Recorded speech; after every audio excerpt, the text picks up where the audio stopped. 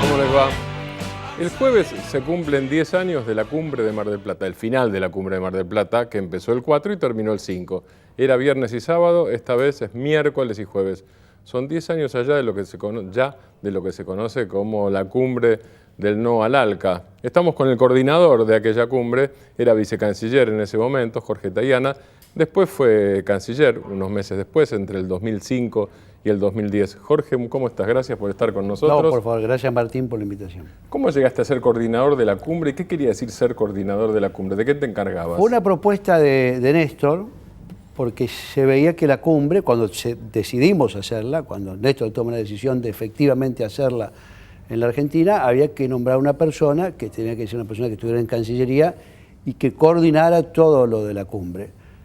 Mucha parte se coordinaba internamente y era infraestructura, seguridad y esas cosas, pero lo fundamental es la coordinación política de lo que tiene que ser el documento de la cumbre, que básicamente consistía finalmente en una declaración presidencial y en un plan de acción. Y Néstor decidió que yo tuviera esa tarea, que creo que era la tarea más importante que podemos encarar desde el punto de vista político, porque sabíamos que esa cumbre de las Américas, que se suponía tenía que ser la concreción del Acuerdo de Libre Comercio de las Américas, no iba a ser ese el resultado, porque nosotros no estábamos de acuerdo con que se llegara a eso, pero era una tarea política de cierta complejidad y de dimensión hemisférica, ¿no? La tarea de cierta complejidad era porque, vos recordámelo o corregime, el punto es, si había condiciones o no para iniciar las negociaciones para un área de libre comercio de las Américas, en realidad esas negociaciones ya venían pero no estaban cristalizadas, o si, no sé, si había que frizarlo, sepultarlo. Bueno, no, las negociaciones ya estaban. Sí. Lo que hacían las cumbres era el acompañamiento político. Después de la del 94, que es la primera que hace Clinton en Miami, que iba a ser la capital del ALCA, se lanzan después las negociaciones comerciales, las mismas se van estancando porque realmente no hay condiciones para avanzar, y sobre todo porque hay países, y sobre todo eso es el Mercosur, y en particular Brasil y Argentina, que no encuentran ninguna respuesta a sus prioridades o a la defensa de sus intereses. ¿Por qué? Bueno, porque Estados Unidos y Canadá son dos grandes países en competencia con nosotros como exportadores de alimentos, sobre todo de granos, y en el caso de la industria, obviamente la apertura que quería Estados Unidos iba a destrozar lo que ya tenía Brasil, que era más que nosotros, y lo que estábamos tratando de recuperar nosotros desde luego de la década de apertura de los 90. Así que lo que no lográbamos era ninguna posibilidad de complementariedad entre esa apertura que quería Estados Unidos y lo que iba a resultar para nuestra economía. Nosotros veíamos que eso era no positivo, además de una serie de componentes adicionales que estaban en el tratado, digamos, de tipo financiero, en el rubro servicio, en el rubro propiedad intelectual, en fin, en todas esas cosas, en donde Estados Unidos obtenía muchos beneficios y nosotros íbamos a terminar de desmantelar nuestro aparato productivo y nuestro desarrollo. Entonces, el centro era no tanto empezar la negociación, sino que lo que quería Estados Unidos y lo que apoyaba México y Chile, que ya habían hecho acuerdos de libre comercio con Estados Unidos, era que los presidentes reimpulsaran, rompieran las trabas que había tenido la negociación y que pusieran una fecha perentoria, que los ministros instruyeran a sus negociadores a que en febrero, esto era noviembre, terminaran o encontraran una solución a las dificultades y estuviera listo para la firma del acuerdo de libre comercio, que era una definición acerca de cómo integrarse al mundo, ¿no? Estados Unidos planteaba, hay que integrarse, hay que formar bloques, lo que era y sigue siendo cierto, y decía, bueno, el bloque que yo propongo es las Américas, yo lo conduzco, ustedes vengan detrás. ¿Y qué obtenemos a cambio? Bueno, simplemente las ventajas del libre comercio, que nosotros veíamos que eran muy pocas. Es decir, no había, como hubo en la negociación y en la Unión Europea, ni fondos estructurales, ni reconocimiento de asimetría, ni una serie de plazos que fueran razonables. No había nada de eso, o sea que claramente todos los estudios, incluso de la propia Cancillería, decían esa negociación no le conviene al país. Estamos hablando desde el punto de vista comercial, productivo, económico. Dejemos de lado los aspectos de autonomía y de soberanía política y de relacionamiento con el resto del mundo. Lo que vos decís es, en términos comerciales y de servicios no le convenía, no. Y en los otros términos le convenía menos todavía. Menos todavía, porque en realidad eso es en el 2005, ya el 2003 fue en marzo el punto máximo de la unilateralidad, es decir, cuando Estados Unidos invade Irak. Pero nosotros ya en el 4 y en el 5, y eso lo veía Néstor y lo veíamos todos y lo compartíamos, estábamos de acuerdo en que el mundo iba a dejar paulatinamente, porque no es un proceso un día para el otro, la unilateralidad y la gran superpotencia, iban a aparecer otros países emergentes con los cuales nos convenía relacionarnos porque íbamos a tener más oportunidades de comercio, de inversión, de transferencia tecnológica, de cooperación científica, de inversión financiera. Y eso es lo que se veía en China, en Rusia, en los países árabes y por supuesto en la región, en el fortalecimiento del Mercosur, que es lo que ya sí habían puesto en marcha desde fines del 2003 Lula y Néstor, ¿no? Vos nombraste a algunos personajes y a vos mismo. Yo los entrevisté para un documental sobre el ALCA que se estrena el 5 de noviembre. También te entrevisté a vos. Sí. Y me gustaría que los que están viendo en este momento vieran un teaser, que es un tráiler cortito. La verdad es que el Mercosur, realmente por una decisión muy firme de Néstor y de Lula, se mantuvo sólidamente unido. No prosperaron los intentos de Estados Unidos de separar a Paraguay y a Uruguay de la posición del eje estratégico Brasil-Argentina, Argentina-Brasil, y estos cuatro, más Venezuela, fueron los países que logramos resistir la presión de los otros 29 que sí querían poner el paro. O sea, en términos numéricos estábamos en una situación muy desventajosa. No era común que la región estuviera discutiendo con el comisario del planeta. La noche antes de ese evento, Néstor me llamó. Nosotros nos fuimos bastante amigos. Yo me iba a acostar ya y él me llama. Y me da una cantidad de opiniones fuertes. Y yo, regresando a mi habitación, dije, si Néstor dice eso mañana, se gana mi admiración y mi amistad por toda la vida. Lo dijo, con mucho énfasis. Por supuesto, ya éramos amigos y mi admiración por él creció, bueno, exponencialmente, diría yo.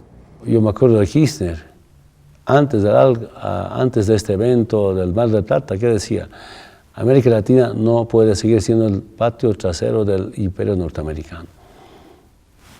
A los movimientos sociales, a los rietos levantó bastante, que ya no solamente era Fidel, ni era solo Chávez, era Kirchner. Además, nos sentíamos protegidos como parte de la patria grande. Lula, además, eso. A ver, la canción es urgente, es un río creciendo, una flecha en el aire, es amor combatiendo. Libertad. Pero la palabra libertad escrita por un revolucionario que lo mata mientras la está escribiendo, ese paredón de La Plata, ese paredón,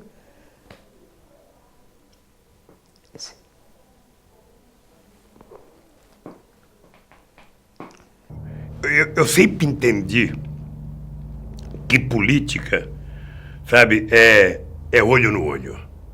Política, a relação humana é uma coisa química. Você tem que tocar nas pessoas, você tem que sentir as pessoas, você tem que olhar o olho da pessoa, sabe? Você tem que abraçar a pessoa. A política é isso, a relação humana é isso. O ser humano, ele é 70% emoção e 30% osso, água e razão. Quiero darte la hora, que es la hora del fuego, que es la hora del grito, que es la hora del pueblo. Que tu voz la levante, que la suelte en el viento y que suene a victoria cuando rompa el silencio.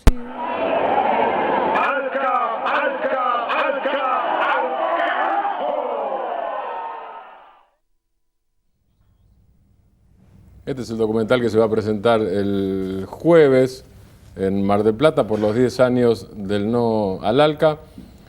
Jorge, ¿qué quedó después de esa fecha? ¿Qué te quedó a vos y qué le quedó a América Latina? No sé si lo mío es lo más importante, lo que yo siento más cerca, pero digamos, a mí me quedó la satisfacción de haber cumplido con algo que yo entendía que estábamos era un desafío de cierta envergadura histórica y que habíamos respondido bien. Habíamos aguantado y habíamos dado una respuesta correcta. Yo recordaba mucho, y lo repito siempre, eso de la primera conferencia panamericana de Washington, con Roque Sáenz Peña y Manuel Quintana, diciendo más o menos lo mismo, en otra época, en otro lenguaje. Estados Unidos no a esa unión, América para la humanidad y no América para los americanos. O sea, me parece que estábamos teniendo una posición histórica de autonomía de la Argentina. Dos, me parece que estábamos abriendo las puertas a lo que ya no es personal, sino que es más general, que es la posibilidad de movernos y asociarnos en esquemas múltiples con un mundo multipolar que era lo que venía. No hubiera, una de las consecuencias directas de eso es la ampliación del UNASUR, la incorporación de Venezuela. Hugo Chávez no quería no la UNASUR, el Mercosur. Hugo Chávez no quería el Mercosur, lo veía viejo, de los 90, liberal. Se convenció cuando vio que lo estábamos cambiando y la prueba fue el no al ALCA. Entonces se acerca y se incorpora, y después ahora este año se incorpora Bolivia. O sea, la consolidación del Mercosur como proyecto estratégico de integración se da ahí. Y se da la creación de UNASUR. No hubiera habido UNASUR sin no al ALCA. Eso no hubiera sucedido, porque no hubiera habido el ambiente político y el deseo político de integrarse entre iguales y entre hermanos en desarrollo de la patria grande y de la región, porque ese es el resultado del ALCA. El ALCA no es un no simplemente, el ALCA es un sí a la integración entre iguales en la región para desde la región vincularnos con un mundo el que veíamos multipolar, complejo, diverso, y eso creo que es el saldo más importante. Ganamos autonomía para relacionarnos en un mundo difícil y en un siglo donde va a haber muchos cambios. Vos hablabas antes de la conferencia panamericana, la del 1889, supongo, sí, y hablabas de un signo autónomo por parte de la Argentina. Entre los entrevistados, esto aparece en otro momento del documental, Nicanor Duarte Frutos, que era presidente de Paraguay, habla de revuelta. Y Evo, que todavía no era presidente, sino candidato, y no participó entonces de la cumbre de los presidentes, sino del acto en el que habló Chávez sí participa en las dos, por supuesto, Evo habla de los presidentes rebeldes. Yo no encuentro en la historia muchos ejemplos de una rebeldía colectiva como la de Mar del Plata. No, es verdad, no la hubo en la región, no la hubo. En general los intentos de rebeldía o de autonomía fueron más aislados y fueron aplastados de una u otra forma. Y no tenemos que ir demasiado lejos en la historia, pero podemos acordarnos de Sandino, podemos acordarnos de Somoza, Sí, de Somoza aplastando a Sandino y de Somoza Pinochet aplastando a Sandino, Pinochet aplastando a Allende. Podemos pensar en la Libertadora derrocando a Perón, podemos pensar en la caída de Arbenz. En general, las rebeliones individuales fueron castigadas muy severamente y Cuba resistió, pero a costa de un aislamiento y un sufrimiento de su pueblo muy grande durante muchas décadas. Este no colectivo tuvo el mérito, por lo tanto, de ser más fuerte, de ayudarnos mutuamente y de, por lo tanto, hacer también menos costoso para los países, porque finalmente el mundo había cambiado y Estados Unidos al menos tuvo que reconocerlo en ese momento, ¿no? ¿No hubo vendetta? Bueno, eso es difícil de saber porque es contrafáctico cuántas cosas hubieron, pero lo cierto es que a fin del 2005 dijimos no al ALCA y en el 2009 en la OEA logramos, con Hillary Clinton ya de secretaria de Estado, logramos en San Pedro Sula terminar con esa resolución de la Asamblea General de la OEA vergonzosa, que es la que había separado a Cuba de la OEA. Eso fue eliminado. 20 días después lo derrocaron a Zelaya, que era el dueño de casa, ¿no? Pero bueno, no es necesariamente directa la vinculación entre una cosa y otra, aunque quizás algo tiene que ver, ¿no? Y hay un proceso de... Algún amigo me dijo, hoy nos están arrinconando, nos quieren arrinconar. Es decir, el ALCA no triunfó en aquel momento, el ALCA quedó congelado o fracasado directamente. Lula habla incluso en el documental del entierro del ALCA. Y hay, sin ser catastrofista ni nada, pero para analizar también los nuevos fenómenos, y hay episodios como el nuevo acuerdo transpacífico. Y algunos dicen entonces, ojo, que quieren arrinconarnos. Uno puede quejarse, puede hacer una consigna o puede analizar y ver si alguien te quiere arrinconar, qué resquicio te queda y qué tenés que hacer. ¿Cuál es tu análisis? Bueno, fracasada la estrategia multilateral regional, o sea, la creación del ALCA, lo que ha hecho Estados Unidos, como al fracasar también las negociaciones del OMC y no poder imponer en la ronda de Doha, no la ronda de desarrollo como se llamaba, sino todo lo contrario, Estados Unidos multiplicó los acuerdos bilaterales o regionales. En el caso de América hizo acuerdos de libre comercio con la mayoría de los países. En realidad los hizo con casi todos, menos con los 5 del ALCA, más Bolivia y Ecuador. Con los 5 de Mercosur. Con los 5 de Mercosur, más Bolivia, Ecuador y por supuesto Cuba. Todos los otros tienen acuerdo de libre comercio, incluso algunos que son miembros del ALBA, ¿no? O sea que eso avanzó Estados Unidos de una perspectiva bilateral. La TPP, la Trans-Pacific Partnership, es una cosa, creo, mucho más de mayor envergadura y de otra perspectiva, porque básicamente es un intento de aislar a China. Y en realidad el ALCA también tuvo un poco ese sentido, como yo recordé que lo dijo Bush en su momento en la cumbre. Pero el TPP claramente es una asociación de países de la cuenca del Pacífico aislando a China, que es el país más importante de la cuenca del Pacífico por su dimensión geográfica, aunque fuera, y la segunda economía del mundo. Así que eso es un acuerdo, muchos de ellos ya tenían entre ellos acuerdos de libre comercio, así que yo creo que no va a haber un gran desvío de comercio. Argentina exporta hacia los países que están en el TPP cerca del 20% de su producción, pero creo que no va a ser mayormente afectada, porque ya había muchos de esos acuerdos que hoy entran en vigencia. Y lo que creo que tienen es una serie de componentes. Algunos todavía no los conocen. La misma Hillary Clinton no sabe si está a favor o no del TPP, a pesar que en su momento lo impulsó. Y claramente en ciertos rubros industriales, en biotecnología, en patentes, en industria farmacéutica, tienen acuerdos que son completamente inaceptables para la Argentina. Si quieren arrinconarnos, lo que quieren es desarrollar su perspectiva. Somos nosotros los que tenemos que saber defender nuestros intereses y hacer los acuerdos que consideremos que son convenientes para nosotros y no ceder en otras cosas, ¿no?